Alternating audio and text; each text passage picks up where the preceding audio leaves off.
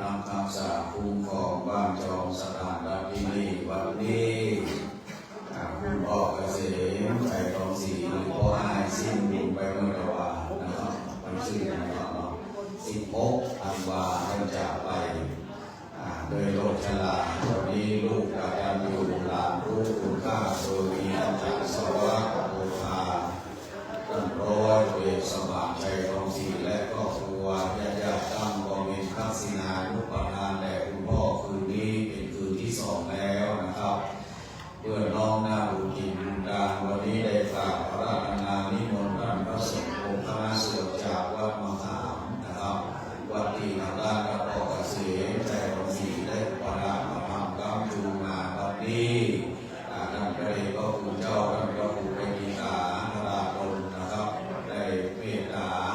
ตามที่ท่านเจ้าภาพได้กราบพระราชนาก็จะได้โปรดเมตตาสวดตามลำดับ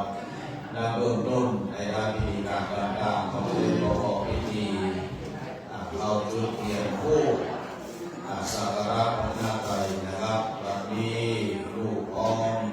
ญาติพร้อมลูกหลานพร้อมนะครับเพื่อน้อมนำบุญส่วนแด่คุณพ่อเกษมชัยทองศรีในนามของลูกและหลานขอนำเรียนกราบเรียนทางด้านท่านพันเอกสมบูรณ์หรือครูนะครับอดีตท่านเจ้าหน้าที่ตำรวจนะครับสอบสวนภาค 5 ก่อนได้รับเกียรติได้เป็นประธานก็จุดเทียนธูปสักการะพระนาไตรณโอกาสแบบนี้ด้วยความเคารพครับก็มีบุญกุศลขอเรียนเชิญญาติทุกท่านได้วันมือน้อมอธิษฐานจิตต่อพระพุทธพระธรรมท่านพระคุณเจ้าองค์สมเด็จและท่านพระคุณเจ้าองค์เทพขอให้เกิดเป็นกุศลแด่ท่านคุณพ่อเกษมชัยทองศรีพร้อมกันณโอกาสบัดนี้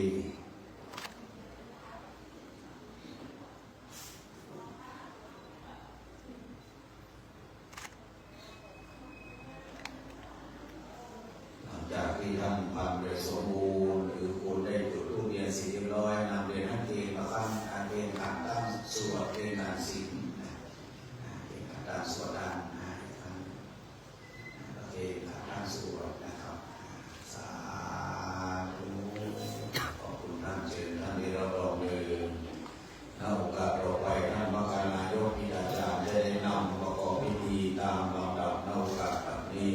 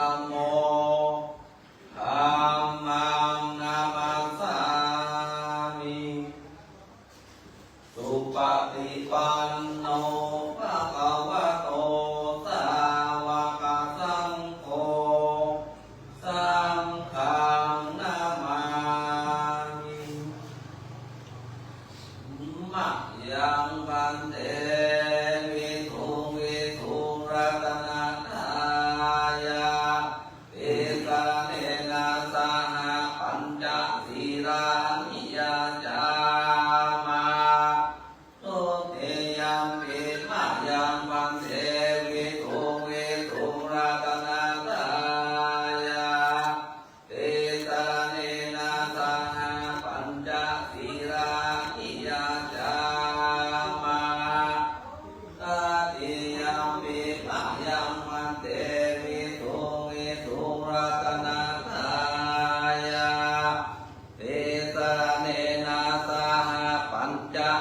รานิยาจามา นะโมตัสสะภะคะวะโตอะระหะโตสัมมาสัมพุทธัสสะนะโมตัสสะภะคะวะโตอะระหะโตสัมมาสัมพุทธัสสะนะโมตัสสะภะคะวะโตอะระหะโต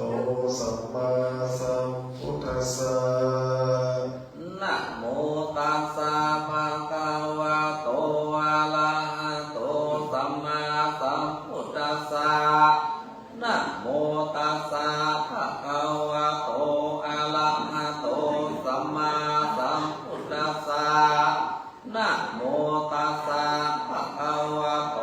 อะระหะโตสัมมาสัมพุทธัสสะ พุทธังสรณังคัจฉามิ พุทธังสรณังคัจฉามิ ธัมมังสรณังคัจฉามิ ธัมมังสรณังคัจฉามิ สังฆังสรณังคัจฉามิ สังฆังสรณังคัจฉามิ ทุติยัมปิพุทธังสรณังคัจฉามิ โตติยัมปิพุทธังสรณังคัจฉามิ ทุติยัมปิธัมมังสรณังคัจฉามิ โตติยัมปิธัมมังสรณังคัจฉามิ ทุติยัมปิสังฆังสรณังคัจฉามิ โตติยัมปิสังฆังสรณังคัจฉามิ ตติยัมปิพุทธังสรณังคัจฉามิ ต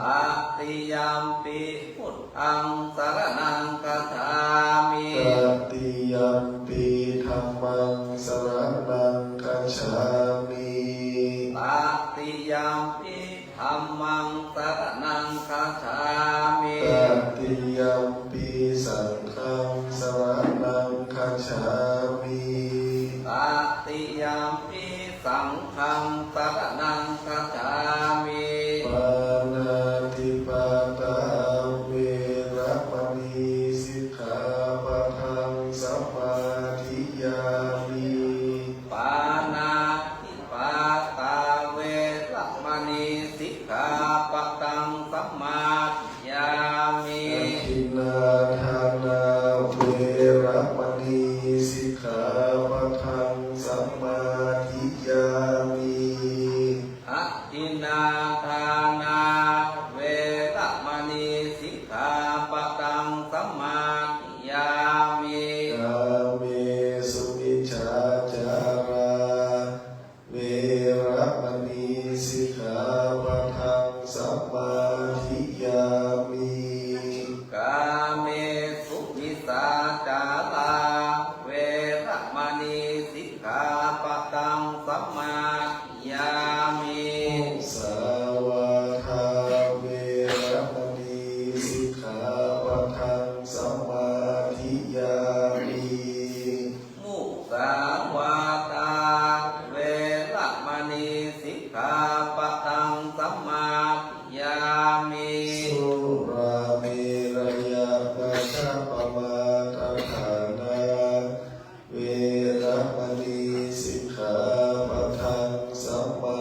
ทิยามิ สุราเมรยะมัจจปมาทัฏฐานาเว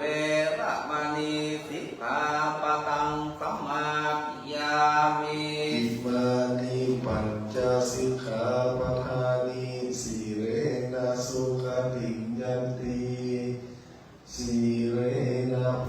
คสัมปทาสีเร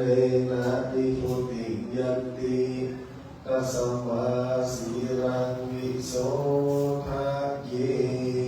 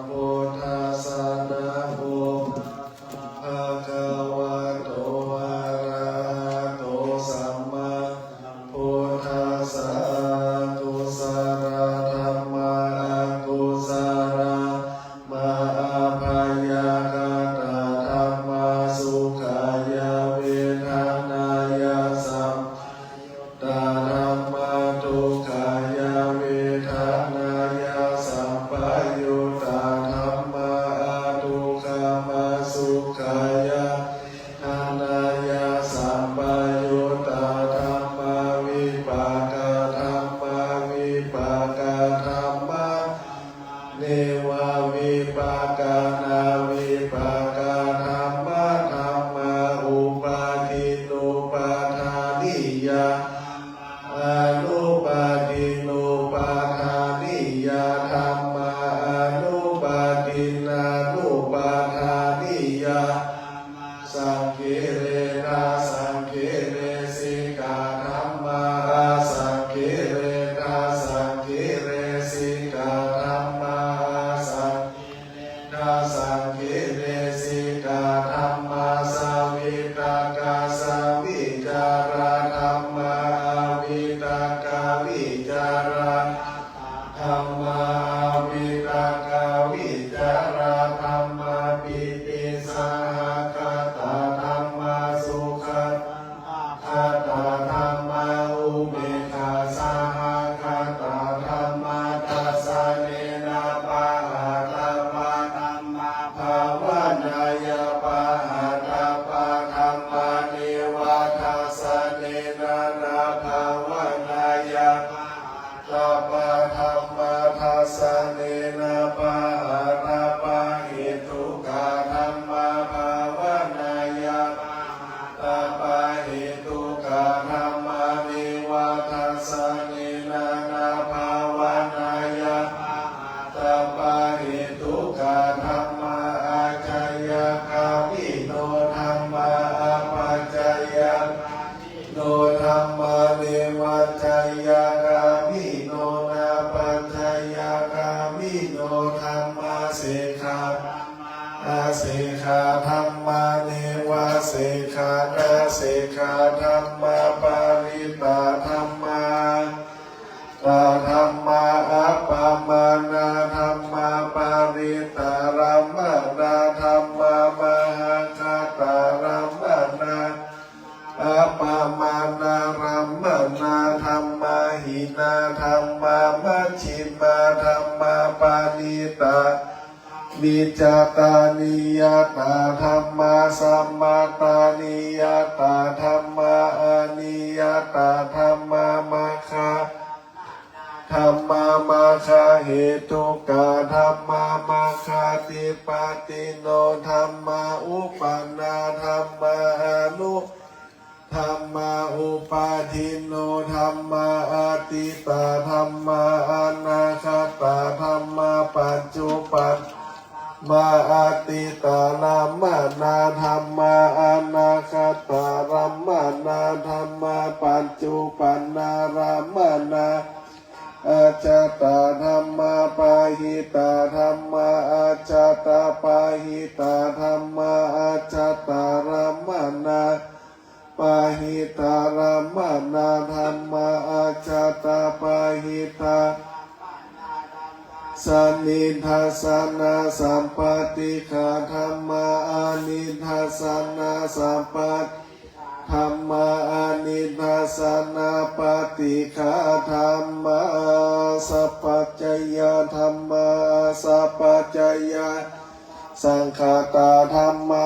สังฆตาธัมมาสันนิทัสสนาธัมมาอานิธัมมาสัมปติขาธัมมาสัมปติขาธัมมารูปิโนธัมมาอารูปิโนธัมมาโรกิยะโรโคตาระธัมมาเกนะจิวิญญาญาธัมมานาเกนะจิวิญญาญาธัมมาจุนาทุกขาเกตุปัจจโยอารัมมานาปัจจโยอาติปัติปัจจโยอารันปัจจโยสัมมานันตาราปัจจโยจาจัตตาปัจจโยอัญญาปัญญาปัจจโยนิสัยยะอุปาณิสัยยะปัจจโยปุเรจัตตาปัจจโยปัจจาจัตตาปัจจโยอาศิวนาปัจจโยกัมมาวิปากาปัจจโยอาหารปัจจโยอินทรียปัจจโยชนะปัจจโยมาคาปัจจโยสัมปยุตตาวิปยุตตาปัจจโยอธิปัจจโยนาทิปัจจโยวิคาตาปัจจโยอวิคาตาปัจจโย สาธุ วันนี้ทางด้านท่านพระเดชพระคุณเจ้าพระครูไวติกาคลาดลนะครับท่านเจ้าวาดวัดมะขามได้โปรดเมตตานะครับได้สวดพร้อมด้วยพระสงฆ์โดยเฉพาะท่านพระอาจารย์นี้ถือว่าเป็นที่เคารพนับถือของครอบครัวเพราะว่าท่านพ่อเกษมนี่ก็ชอบทำบุญสุนทานเมื่อครั้งสุดท้ายนี้ก็ร่วมเป็นเจ้าภาพกฐินนะครับตั้งปัจจัยไว้1 ล้านบาทวันนี้ผมเองนั้นถือว่าเป็นลูกหลานอยู่ใกล้กับงานบ้านของพ่อเกษมหันกันมาโดยเฉพาะพ่อเกษมนี่ถือว่าเป็นคนเตรียมพร้อมถ้าเป็นคำโบราณผู้เฒ่าผู้แก่ประวัติเตรียมน้ำก่อนแล้งเตรียมแบงก่อนเดินทางเมื่อก่อนตอนที่เขานั่งเราได้เป็นหุงสีน้อยในหมู่บ้านน้องกับรับจ้างสีเข้าโอ้ครับมาสมัยก่อนมันเจ็บเหมือนมันเดียวเนาะนะครับสีเข้าคืนมุ่งกับพี่น้องบางครั้งเป็นระวันแล้วเข้าไปถึงไม่คืนก็มีพอไปโดยความมุ่งมันนักขยันสร้างฐานะหลักฐาน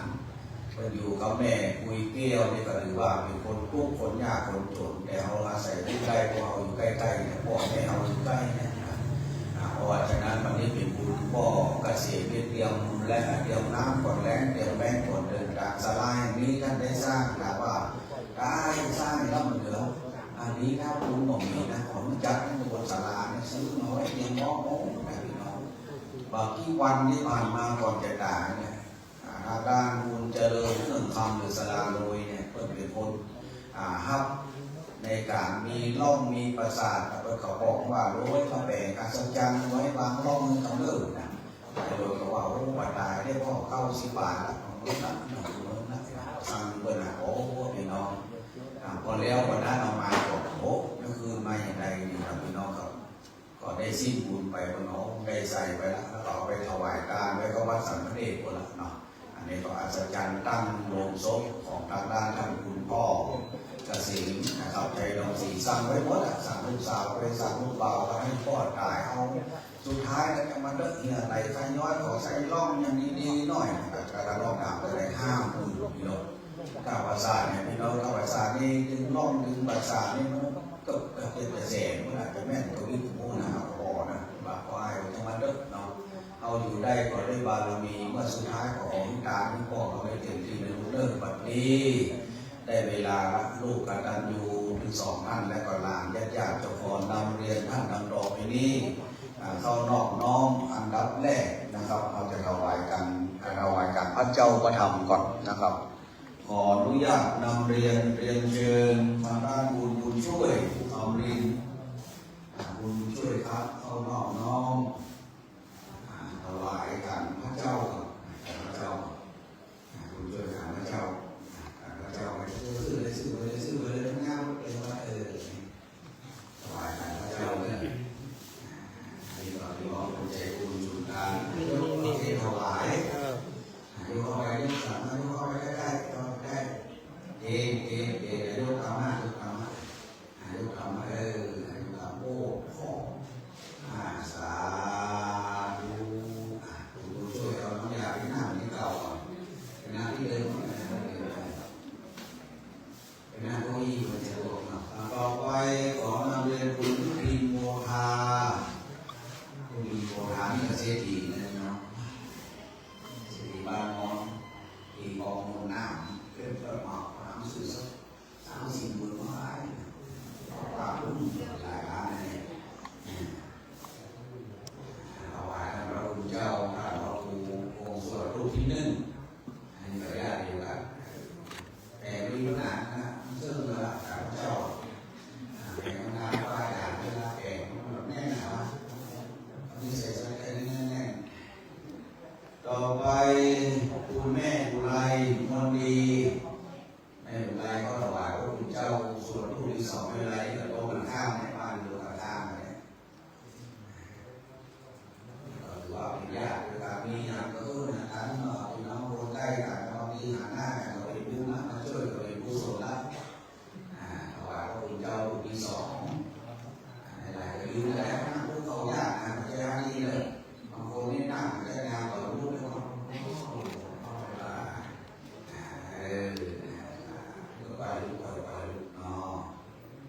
ต่อไปคุณนิสากรการทา การหาเรื่องเราหลอกว่าเรา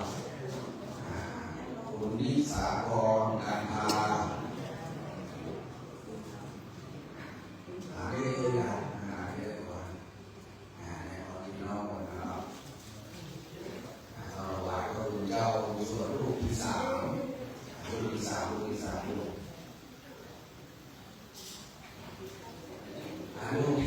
มพระคุณเจ้าส่วนที่สามขนาดของสถานตรงนี้ก็ได้ใกล้เขาเนี่ยต่อไปคุณศรีไลอีกลูกที่สี่คุณนางสาวชื่อเป็นมงคลมาการะวันนี้เป็นบุญเป็นกุศลขอบคุณนะขอบคุณได้ประทานในพิธีทำทางโดยสมบูรณ์หรือคูณนะครับดีนะครับทางด้านท่านสอบสุรโส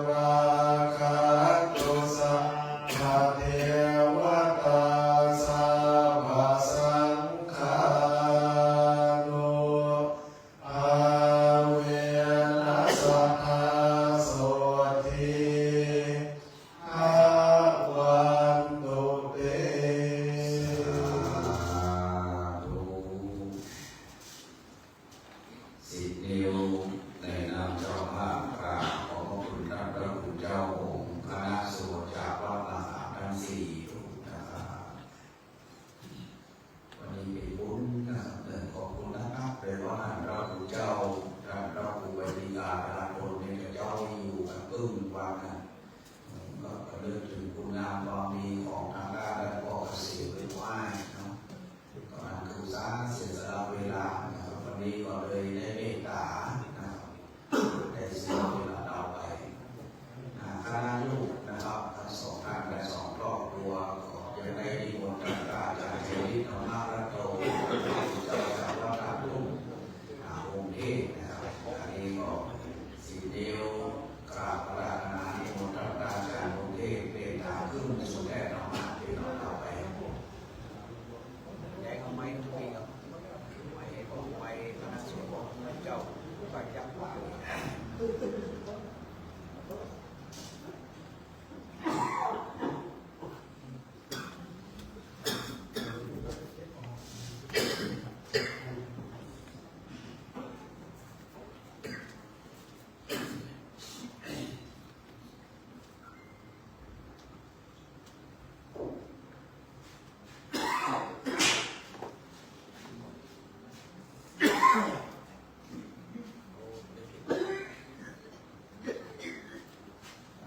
เจ้าภาพการเทศน์ก็มีอาจารย์สวรักษ์โพธาร้องด้วยครอบครัวร้อยติดสมาชัยต้องดีร้องด้วยครอบครัวเป็นเจ้าภาพเป็นต่อไป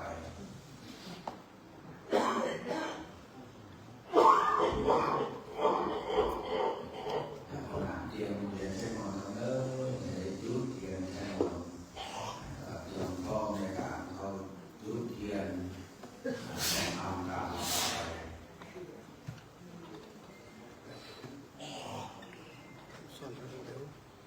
ในนามของทางด้านอาจารย์สวรักษ์โพธาในนามของท่านร้อยเอกสมาชัยต้องศรีขออนุญาตนำเรียนเชิญทางด้านท่านร้อยตำรวจตรีกิติภูมินันทิเขาจุดเทียนสองธรรมน้อมนำบุญกิจบุญการในโอกาสนี้นะครับ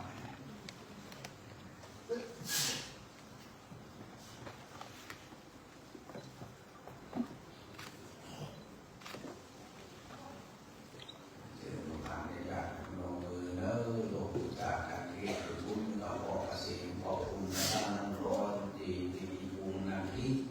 เป็นอย่างสูงนะครับเวลาลำดับการจากไปโอกาสต่อไปนี้ท่านมรคนายกท่านประธานสงฆ์องค์พระพรหมจะได้อังคาพระราชนาพระพุทธเจ้ากรุงเทพณโอกาสปฏิ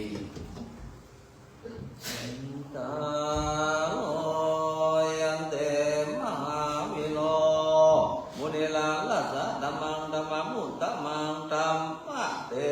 ติตังอนุกรรมปิมังปัจจาลาธนังกาโลมัง ขอความของเราให้ข้าพเจ้าทุ่มเทแก่พระเจ้าเจ้าทั้งสามประการขอความผาสุขในความมีเกียรติทั้งหลาย วันนี้ดังที่เราท่านทั้งหลาย ได้มาทำผู้ทับศักดิ์กล่าวอันการจากไปของปอกเกษมไทยรงศรีหรือปอกอ้ายไทยรงศรีได้รองรับแจ้งบุญไปแล้วเอาต่างคนต่างก็มาร่วมแสดงความอาลัยกันธรรมภาพก็ขอแสดงความอาลัยกับครอบครัวไทยรงศรีพ่อแม่ลูกหลานทั้งหลายที่ได้เชี่ยงปอกอันเป็นห้องเงาแห่งครอบครัวไปตามสภาวะแห่งธรรมชาติของเราทั้งหลาย การเกิดขึ้นตั้งอยู่และก็การดับไป การทำดีการรับการเสี่ยงคนกับโลกต่างคนก็ต้องต่างสูญเสียการไปฮักสุดที่ฮักอะไรสุดที่อะไรถึงเวลาแล้วก็ต้องจากกันไปมาจากกันวันนี้ก็วันแรกสั้นห้องยาวห้องมันก็เป็นธรรมชาติอย่างนี้แต่เมื่อเราก็เอากันยังมีชีวิตอยู่นี่ละได้หันหน้าปีหน้าน้องได้หาลูกหันหลานอันนี้เป็นสิ่งที่สำคัญก่อนนั้นได้ทำในคุณความดีและสร้างชีวิตนี้มา93 ปีก็เท่ากับสมเด็จพระพันปี ดีรอเขาเก้าจานกันและก็ได้เชื่อมโยงตะกี้นั่งรถมารถเปิดใกล้มาตั้งแต่โดนของเรา3739ผมมาบอกว่านี่เป็น93ครับล่างโบกเลยนี่โบกเลยคนเท่าปั่นให้เราโบกเด้อถ้าทั้งหลายได้มาร่วมกันวันนี้ได้มาฟังสวดพิธรรมกันแล้วธรรมากราบได้รับมีมนต์ไว้ตอนนี้จะแสดงธรรมอภิธรรมเทศกับปีรองซึ่งเป็นธรรมที่ได้พูดถึงเรื่องของ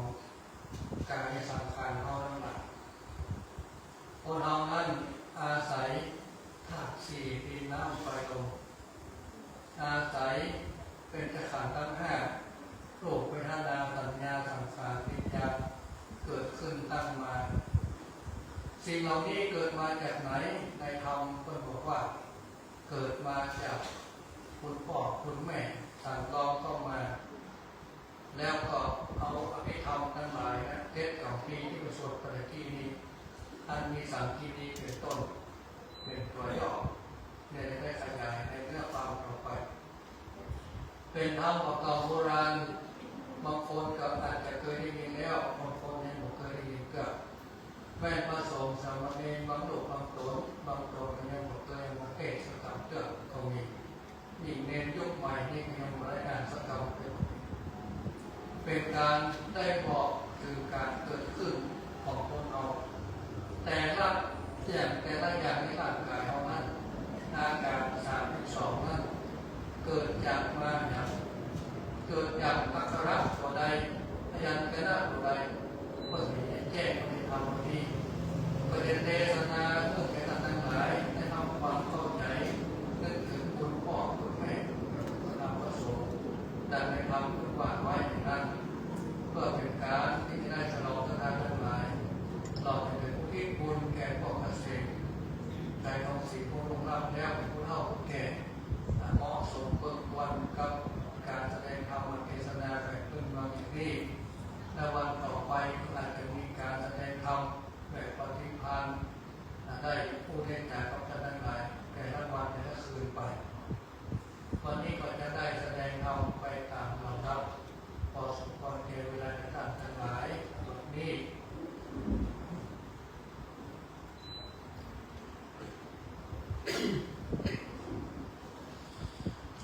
นะโม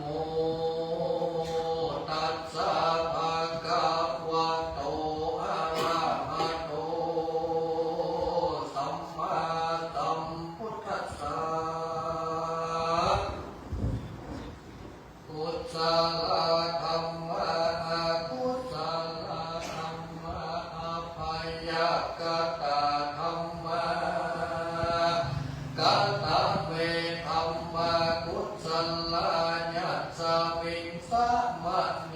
กามะวัจจัลลังกุศลังอิตังอุปปันนังโหติเปเนวังปันนากุศเลนะเอกมุลาสัพเพเตธัมมะกุศลาเหตุปัจจัยโยอารัมมณะปัจจัยโยอาทิปันติปัจจัยโยอนันตระปัจจัยโยสัมมานันตระปัจจัยโยสหัจจันตปัจจัยโยอัญญมัญญปัจจัยโย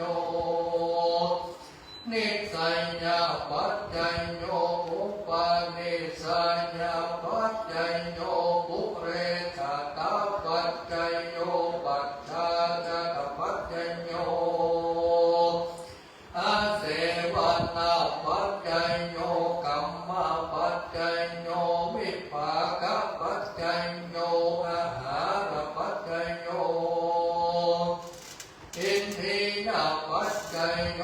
ญาณปัจจัยโยมรรคปัจจัยโยสัมปยุตตปัจจัยโยวิปายุตตปัจจัยโยอัตถิปัจจัยโยนัตถิปัจจัยโยวิคตปัจจัยโยอวิ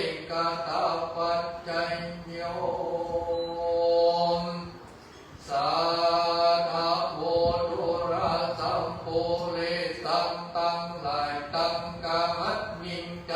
มวลหมู่อันนำอยู่ฟังธรรมจงจักฟังยังอาภิธรรมาเจ็ดกับปีอันกล่าวจะยังอานิสงส์แห่งคุณอภิธรรมเจ้าอันใดแต่งคาบเน่าอินทรีย์แห่งเราตั้งหลายดังจำเกตัณหาไปนานิเกิด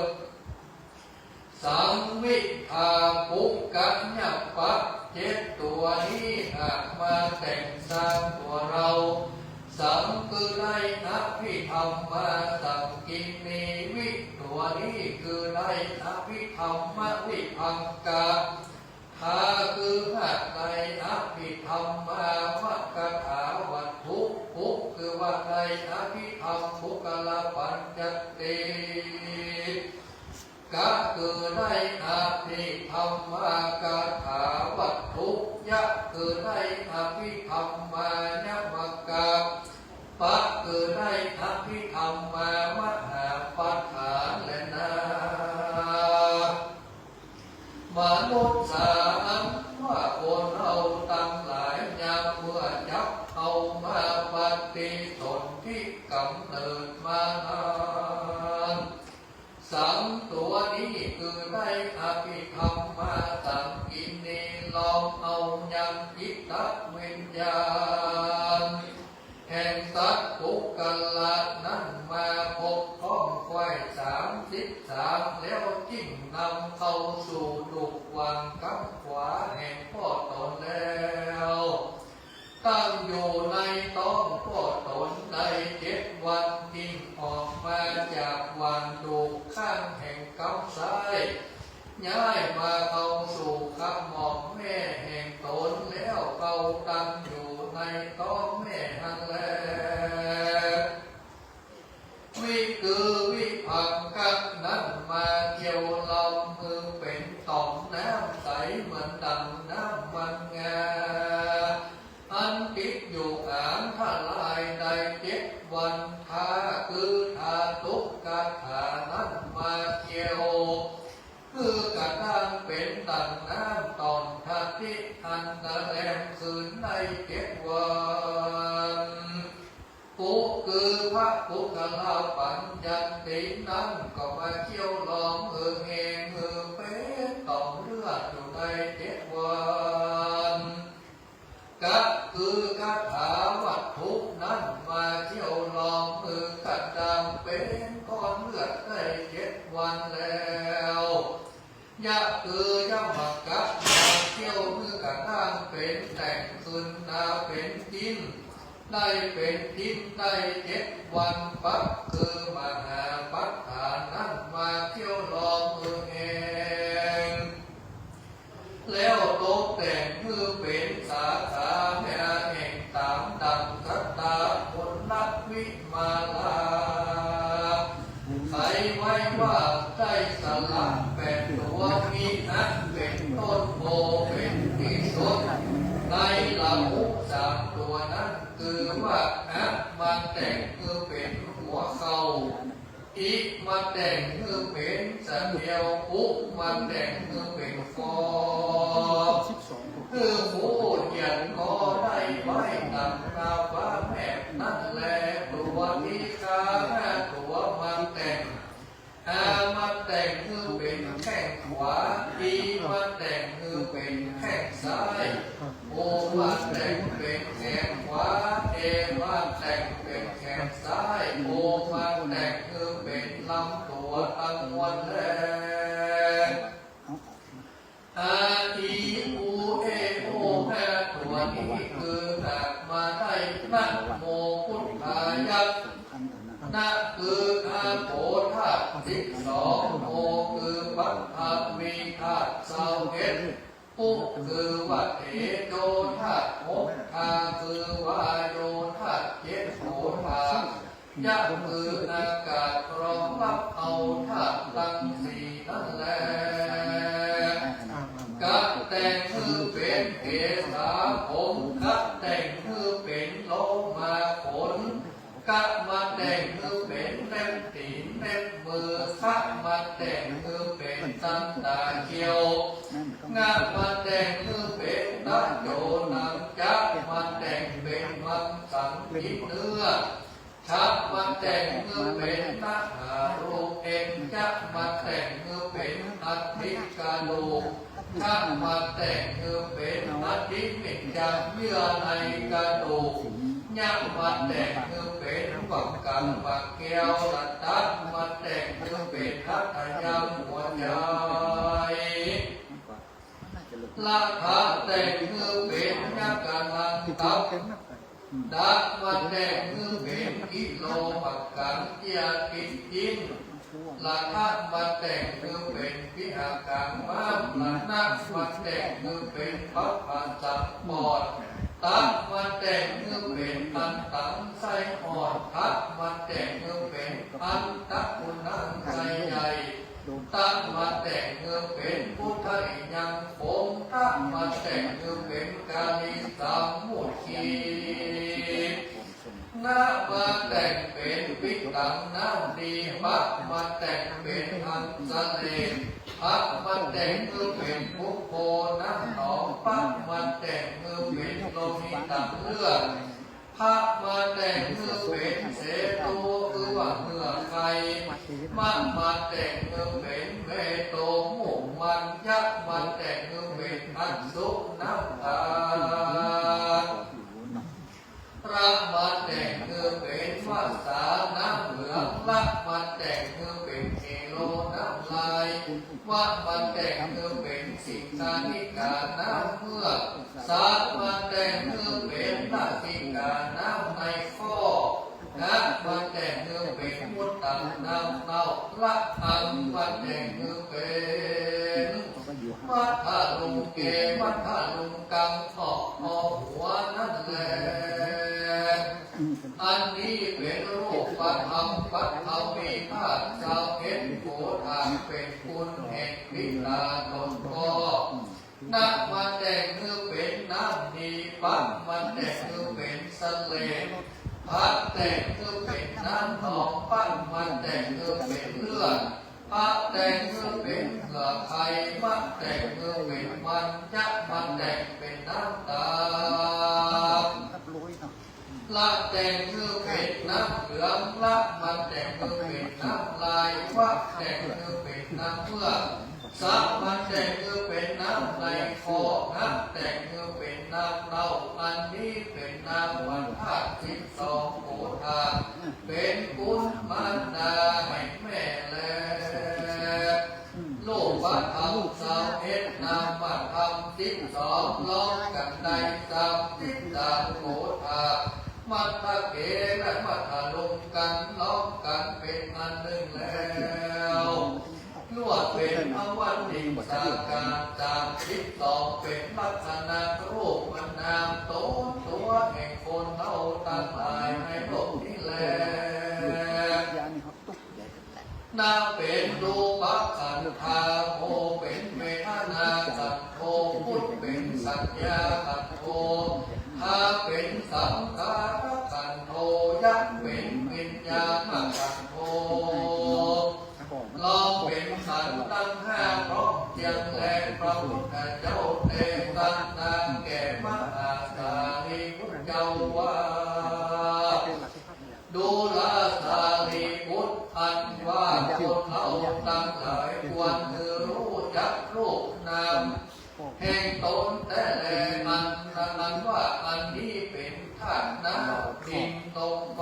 อากาศพระธรรมที่ทำมาเก็บกับปีแต่งคือเป็นกินสีจิตใจตนตัวทำวันนักก่อนการบอกผู้ให้ชื่อว่าเป็นนักโมฆะนั่นแหละสามมันแต่งแหวนคือเป็นตาคือใจรู้อันได้อันมีอันเป็นปากและเป็นคนต่างๆวิมาแต่งแหวนคือเป็นหูคือเราได้ยินหูอานมอันได้อันมีอันเป็นบาปและเป็นบุญเป็นกุศลโทษอามาแต่งคือเป็นดังเพื่อในหูสามลงกิ่งต่างๆยักมาแต่งแฝงคือมีจิตใจคือในรู้อันลับ สืบลุกนั่งยืนเดี่ยวไปมาพระมหาปัจจัยเจ้าอ่างมาแต่งเป็นมือทุกอันกันอภิธรรมมันการพระอภิธรรมพระเจ้าบอกมาแต่งแบ่งคือเราดังนั้นตัวเรานี้ก็ว่าได้มาเป็นตัวตนส่วนเล่าเปิดดังนี้แล้วยักษ์คุณแห่งอภิธรรมมาเจ็ดกับปีเมื่อผู้จักดินน้ำลงไปตัดวันยิ่งจักโกรธพ่อแม่ตนและญาติกาตั้งหลายใดตามดังพระพุทธเจ้าเทศนาในมัชฌิมาวัคว่าโภคละมุไดผู้จักคุณแห่งอภิธรรมมาเทียบกับปีอันมาแต่งแปลงกายทิฏฐิที่ใจแห่งต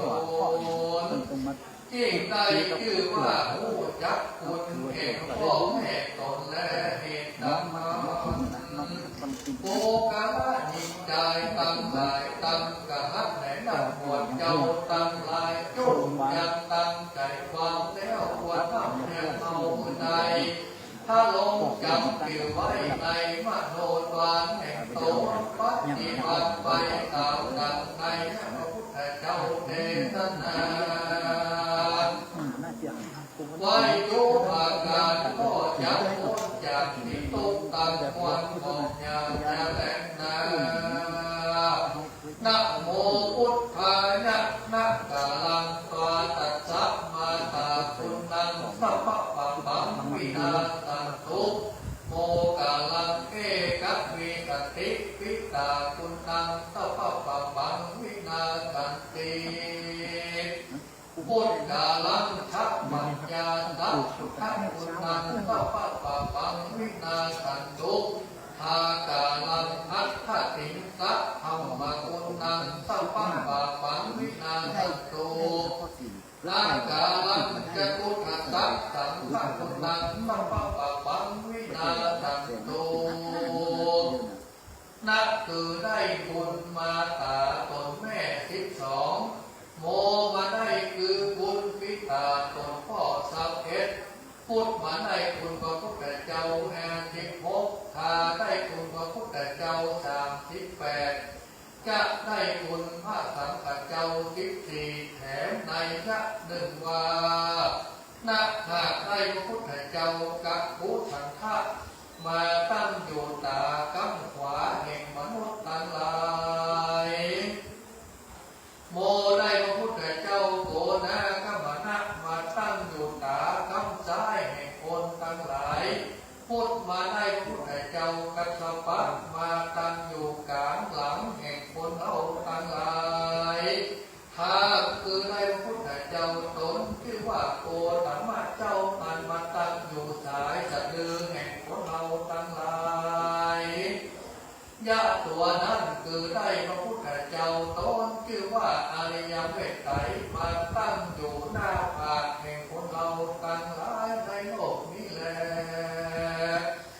ตัดสมาเหตุดังนั้นมนุษย์ยิ่งใจตั้งหลายได้รู้ดังนี้แล้วควรปฏิบัติกับตามไปใจ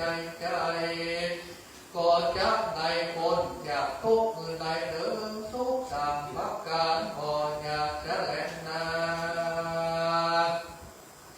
ตามดังสาวกแห่งพระพุทธเจ้าตนชื่อว่ามหากัจจยนะเถรหากเทศนา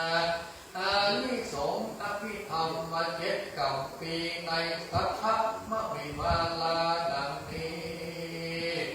ปุกละผู้เกิดก็ดีตายก็ดีในวันอาทิตย์นั้นกันได้ฟังธรรมอภิธรรมมาสังกินนีก็จะลำงับดับบาปอันเกิดแก่ตาตั้งมวลกันยุติตายไปก็บ่ได้ไปสู่ที่ไร้สักตาก็จะให้ไปเกิดบนจันทร์ฟ้าไปบนจันทร์แลปุกละผู้ใดเกิดก็ดีตายก็ดีในวันจันทร์กันเอาอภิธรรมมาวิพังกัมาเทศนาดับอันก็ลำงับดับบาปอันเกิดแก่หูทั้งมวล การจุติตายไปก็ได้ไปสู่ที่ไล่สักขาบจับได้ไปเกิดจันทร์ปลายโอนโภกละผู้ใดเกิดและตายวันอังคารให้เอาธรรมปเทศนาธรรมธาตุกถามาฟังดังอันก็ลำงับดับหายเสียยำบาปอันเกิดเกดังการว่าตายจากใดเป็นอปัจจไปเกิดบนจันทร์ไฟบนโภกละผู้เกิดก็ดีตายก็ดีในวันพุธได้ฟังอภิธรรมมาโภกละปัญจติก็ลำงับดับเสียยำบาปอันเกิดแก่ลิ้นและปากทั้งมวลก็จะให้ไปเกิดจันทร์ไฟบนแต่โภกละผู้เกิดก็ดีตายก็ดีในวันพัดได้ฟังอภิธรรมมาคาถาวัตถุนาคันผู้นั้นก็จะลำงับหายเสียยำบาปอันเกิดแต่มโนทวารตั้งมวลกันว่าจุติตายก็ได้ไปสู่ที่ดีโภกละผู้เกิดก็ดีตายก็ดีในวันศุกร์ดังอันได้ฟังอภิธรรมมัญญวัคคะดังอันก็ลำงับกับหายเสียยำบาปอันเกิดแต่จิตใจทั้งมวลการจุติตายก็บ่จับไปสู่ที่ไล่สักขาดก็จะได้ไปเกิดจันทร์ไปบนแล้วโภกละผู้ใดก็เกิดแต่ตายในวันเสาร์กันให้ฟังอภิธรรมมหาปัฏฐานก็จะลำงับดับหายเสียยำบาปอันเกิดแก่กายตั้งมวลกันจุติตายก็บ่จับไปสู่ที่ไล่จะได้เกิดจันทร์ไปบนแล้วโสตุจันนาต่างหลายฟังแล้วจงจำไว้ในมโนทวารแล้วปฏิบัติตามไปทุกคนเติมแม่นว่าปิตามันดาญาติกาวงศาพี่น้องแห่งตนให้จุติตายแล้วได้ไปสู่ที่ไล่วันนี้เป็นเหตุเป็นเท่าวิสัยดังนั้นก็ดี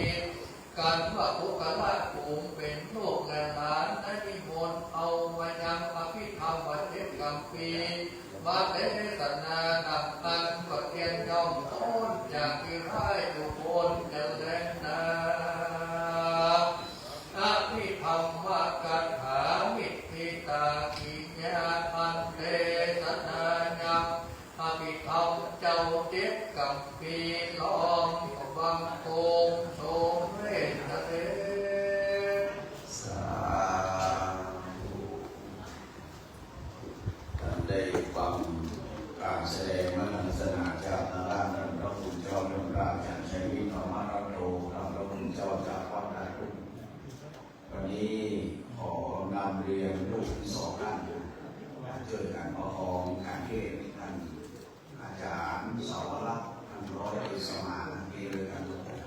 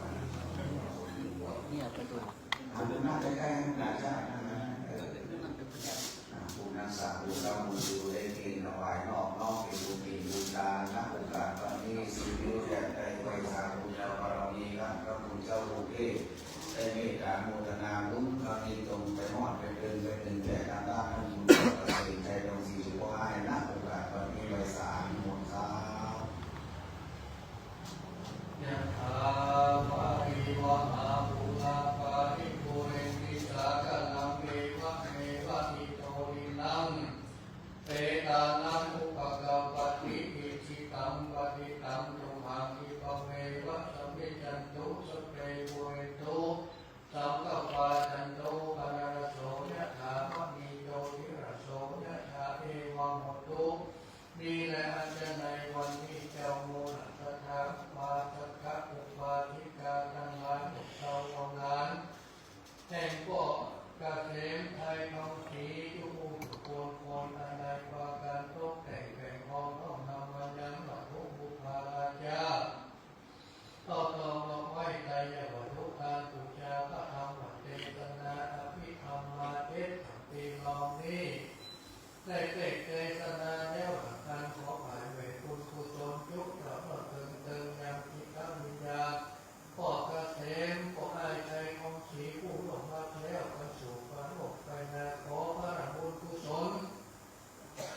แห่งพระธรรมเจตนานี้ก็ดีบุญกุศลท่านท่านได้กระทำมาตั้งแต่เป็นคนก็ดีก็ขอยุคเราเติมตามในความในหญิงในวรโภคเมื่อได้พ้นที่ยังที่หน้าข้าที่ยังทุกในเติมทุกอีกทีคือจะพอความลำบากเกิดได้นำมาเกิดบนสวรรค์ว่าหลังบุญตาทางสองนั่นคือสัมปตินั้นมีในมุขโมในการว่าหากแม้ว่ายังอยู่ไกลทุกที่หลายคอยมาต่อพบปะของเอกเทวาเมติกาทันนางอรณีคือการนำเอาส่วนบุญการนำอย่างต่างๆต่างๆในทุกข์เราหลับเติมตั้ง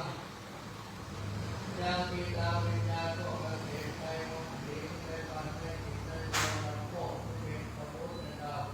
เข้าติดน้ำติดประการเรียกเป็นวัฏฏะอรณะเพิ่มย่อมของงามเพื่อเป็นเนื้อตะเบายางลำผาเกิดได้บังเกิดมีแล้วแก่ที่ดาววิญญาณก็เกิดใจของสีเป็นเกลือแห้งสัมปติทิฏนิ่งพวกเขาและเต่าฟันปูนวันนี้ทุกขีโนมาเขมิโนหดทุกนันยันจะโผทักขีนาวินาตังตังมิตุปฏิทิตาติภรตามิตายะตถานะโสอุปกาปฏิโสยะทิธรรมมูชะนันมิตาติโตเตตนาบุจาจักตาตุราปราชภิกขุนักมนุปฏินังตมิปุญญังปัตุตังนะกันติส่วนบุญญาราศีทั้งหลายมวลภูมิทั้งหลาย